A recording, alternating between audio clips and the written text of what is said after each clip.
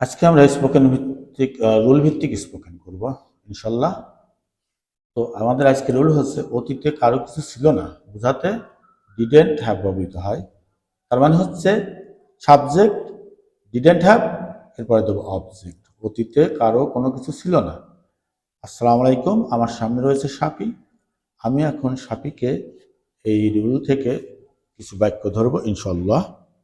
তো সাপি প্রথমে হচ্ছে আমার টাকা ছিল না। I didn't have money. I didn't have money. অত্যন্ত চমৎকারভাবে উত্তর দিয়েছ। আমার বাড়ি ছিল না। I didn't have house. I didn't have house. বাহ।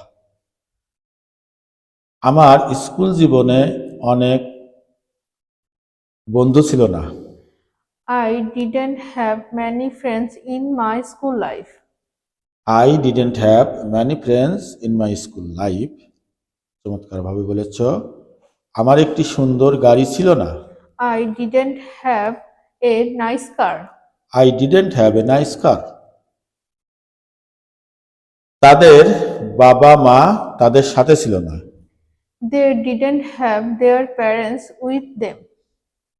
দে didn't have their parents with them.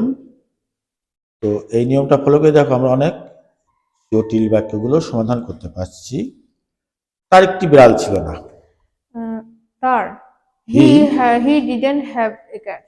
He didn't have a cat, any cat এরকম দিতে পারো। He didn't have a cat.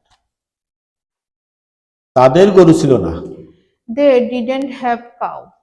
They didn't have cow. কত চমৎকার বলেছ। তার মুরগি ছিল না। He didn't have hen. He didn't have hen. তাদের মুরগি ছিল না। হি ডিডেন্ট হ্যাভ হ্যান। তার খাবার ছিল না। He didn't have food. He didn't have food. তাদের খাবার ছিল না। তার খাবার ছিল না। হি ডিডেন্ট হ্যাভ ফুড। তার ঔষধ ছিল না।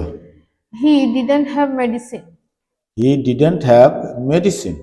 তার ঔষধ ছিল না। হি ডিডেন্ট হ্যাভ মেডিসিন। আমার গিটার ছিল না। I didn't have guitar. I didn't have guitar. আমার গিটার ছিল না। I didn't have guitar. আমার চুল লম্বা ছিল না। I didn't have long hair. I didn't have long hair. অত্যন্ত চমৎকারভাবে উত্তর দিয়েছ। তার এই বইটি ছিল না। He didn't have this book. He didn't have this book. চমৎকার বলেছ। তার মা ছিল না। He didn't have mother. He didn't have mother. তার বোন ছিল না। He didn't have sister. He didn't have sister. তাহলে বুঝতে পারছো আমরা এই নিয়ম দিয়ে হাজারো বাক্য তৈরি করতে পারবো ইনশাল্লাহ। এগুলো প্র্যাকটিসের মাধ্যমে আমাদের স্পোকেন লেভেলটা আমরা বৃদ্ধি করব। সবাইকে আসসালামু আলাইকুম।